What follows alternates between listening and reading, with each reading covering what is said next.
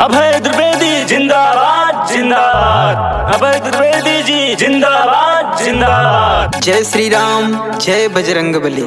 यदि सच के मुहाफिज हैं तो क्यों नजर चुराते हैं। करें अब सामना खुलकर वो क्यों चेहरा छिपाते हैं। है भगदड़ बेईमानों में यूं अभय भाई के डर से कि जैसे शेर आता है तो गीदड़ भाग जाते हैं।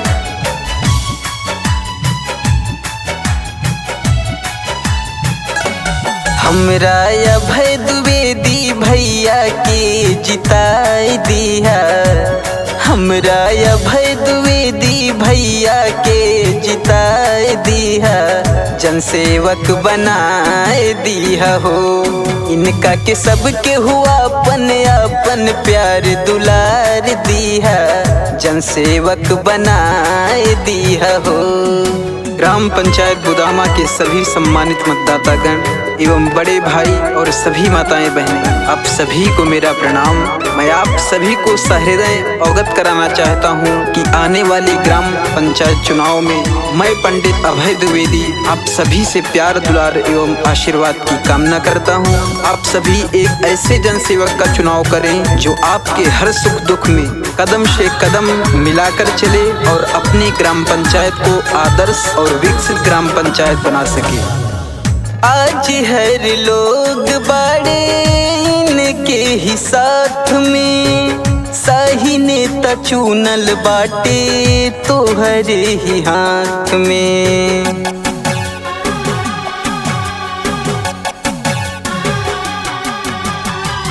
अब की बार दे दी इनके हाथ में कमान हो। क्षेत्र खातिर काइल चाहतारे कुछ काम हो। बाबू हो पोलिंग बूथ पे जाके पोलिंग बूथ पे भैया वाला बटन दबाए दिया। जनसेवक बनाए दिया हो। हमरा अभय द्विवेदी भैया के जिताए दिया। जनसेवक बनाए दिया हो। अभय द्विवेदी जिंदाबाद जिंदाबाद। अभय द्विवेदी जी जिंदाबाद जिंदाबाद। जी हाँ दोस्तों, जन जन ने ठाना है कि अभय भैया को अब की बार विजयी बनाना है। जी हाँ माताओं बहनों, नेता नहीं सेवक चुने जो आपके साथ कंधे से कंधा मिलाकर चले, आपका सम्मान करे। अब की बार था चली के बकेत न पानी में भैया के जितावल जाई अब की परधानी में।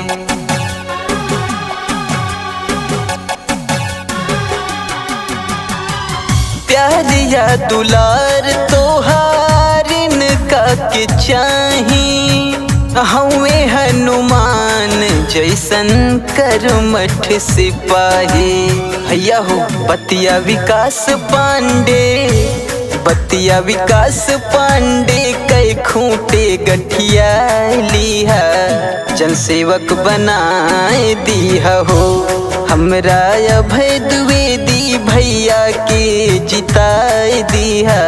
जनसेवक बनाए दिया हो। इनका के सबके हुआ अपन अपन प्यार दुलार दिया। जनसेवक बनाए दिया हो। हमरा अभय द्विवेदी भैया के जिताए दिया।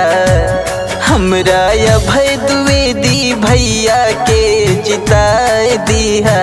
जनसेवक बनाए दिया हो। इनका के सबके हुआ अपन अपन प्यार दुलार दिया। जनसेवक बनाए दिया हो।